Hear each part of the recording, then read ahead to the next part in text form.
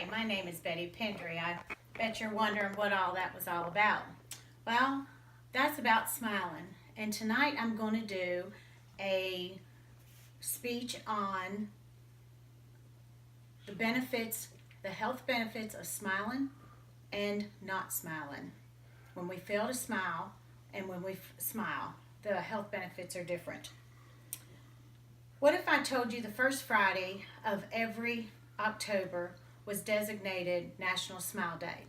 And the reason why it's designated as National Smile Day is because it is to increase happiness and wholeness amongst people. Would you believe me if I told you that there were health benefits to smiling? Smiling should be something that we enjoy regardless of what's going on in our lives. Proverbs 17:22 says, "A cheerful heart is good medicine, but a downcast spirit dries up bones." And because smiling has health benefits, we should smile as often as possible and to rid ourselves of the effects of not smiling. An unknown author once said, "I have not seen anyone dying of smiling, but I have seen millions of people die without smiling." Several years ago, I was having struggles with just life in general. I started to see things in a different light. I've always been a happy-go-lucky person, but I noticed I was falling into the anxieties and the stress pressures of life. Along with those pressures and anxieties of life, my smile was slowly deteriorating. And I noticed other people smiling, and it made me realize that I needed to smile more. And I believe the most beautiful gift of all is what one person can give to another is a smile. It doesn't cost you anything. So today, I'm going to convince you all that smiling can make you a healthier person mentally and physically. We will discuss the benefits of smiling and its effects on the brain as well as the body. How smiling is contagious. It builds attraction and it reduces the stress in your own environment. So let's start talking about what happens to your brain when we smile. Your brain has got chemicals, and when we smile, the neurotransmitters called endorphins are released. So when these endorphins are triggered by the movements of your mouth, it tells your brain that you're happy. So once the triggered moments get to the brain, you start to smile and your brain starts to release things. And when it starts to release endorphins, it makes us feel happy, and they lower our stress levels as far as our cortisol. And even though we really don't want to smile and we fake smiling, it's okay because our brains cannot differentiate between a fake smile and a real smile. When the endorphins make us feel happier, the less stress we are under. The endorphins can also act as a natural painkiller. Smiling and laughing can be effective in managing pain even when you're hurt. When our daughter was in labor for the first time, having her first child, one of the medicines that they gave her a choice of, other than the anesthesiologist coming in and giving her an epidural, they suggested laughing gas. Well, she took it and it worked up to a certain extent. But the laughing gas, which made her smile and laugh, actually took away the labor pains of the contractions. So while the endorphins are increased, the stress hormones called cortisol is lowered. The cortisol is more active because of stress and anxiety, and which contribute to our unpleasant feelings. When we reduce the cortisol, we become a happier person. So when we become a happier person, our feelings, we become more approachable, and our interaction with others is more pleasant, and in turn, we're more pleasant to be around. So we can effectively say that happy, positive expressions will benefit you in life. This is particularly true when it comes to public speaking and job interviews. This can also be a positive attribute and favorable when building relationships. A child,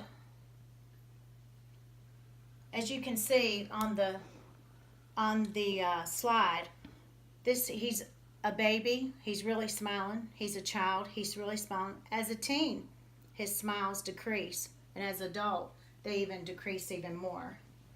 Children smile about 400 times a day, yet adults only manage about 20 smiles a day. Now I will discuss some of the reason why children smiles at least 380 times more than an adult.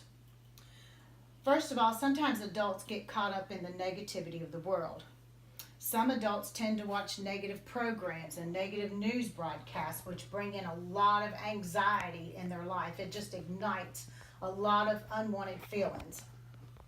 Some adults don't spend their day with happy people, fun-loving people, or adults that have a positive outlook on life.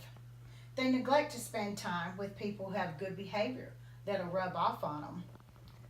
Charlie Chaplin once said, "A day without laughter is a day wasted." Adults don't have to spend their time with negative people. It's something that they choose to do. So if you want to smile more, choose better people to hang around, to talk to laugh with, to sing with, and so on, and you'll smile more. Because if you don't, an adult that doesn't smile or fails to smile, their body does not rejuvenate like a person that does smile. When they fail to smile, their day stays unbalanced day after day after day. In Proverbs 15:13 it says, "A joyful heart makes a cheerful face, but with heartache comes depression." And that's what we get when we don't smile. We start seeing signs of depression, signs of anxiety, and signs of fear. And these things should not be. And I'm not, and smiling and laughing, it's not completely going to remove all your problems. But it can help a person feel better and less overwhelmed, and therefore helping them feel better about their situation.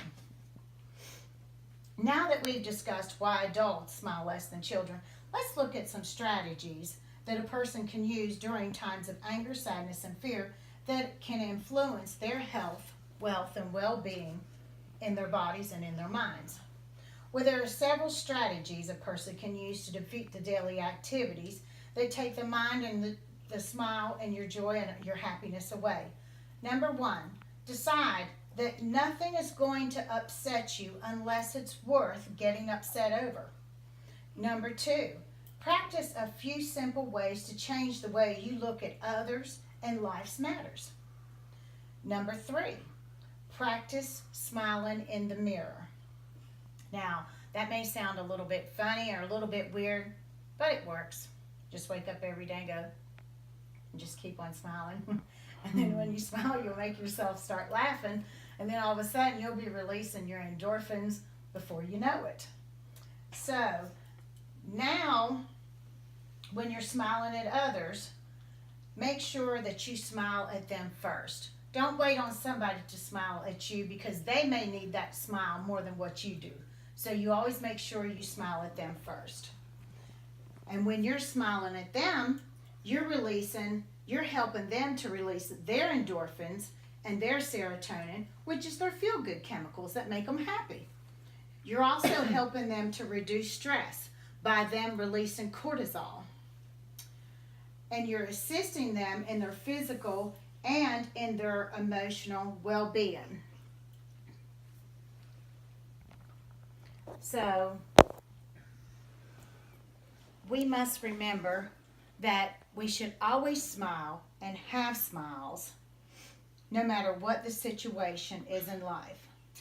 So, and we also need to remember that when we're assisting, that when we're getting people to smile, we're assisting them in their emotional well-being and their life. And what we need to realize is that life is not always about us. It's about the connection that we have with others. So now that I've discussed the difference between smiling and non-smiling, it's time for you to decide what is more beneficial for your health.